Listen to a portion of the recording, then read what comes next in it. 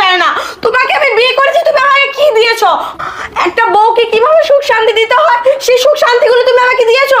আরে আসলে টাকা পয়সা দিয়ে সবকিছু হয় না। আমি তোমার কাছে কি দিয়েছি? আমি তোমার কাছ থেকে ধন দৌলত টাকা পয়সা বাড়ি গাড়ি কোনো কিছু চাইনি। আমি তোমার কাছে শুধু চেয়েছি এক বুক ভালোবাসা। তুমি আমাকে কেয়ার করবে, ভালোবাসবে, আমাকে সময় দিবে। কিন্তু না, তুমি সারাক্ষণ তোমার অফিস আদালত মিটিং মিটিং মিটিং নিয়ে তুমি পড়েছিলে। আমি যখনই বলতাম তুমি আজকে আমাকে একটু সময় দাও, তখনই তুমি বলতাম না আমার মিটিং আছে। তুমি সকাল 7টা বাজে অফিসে যাও, রাতে 9টা বাজে আসো, এসে তুমি সারাদিন কম্পিউটার রুমে বসে থাকো, নিজের অফিসের কাজ কাম করো। তুমি কখনো আমাকে জিজ্ঞেস করছো সোনালি তুমি কি খেয়েছো?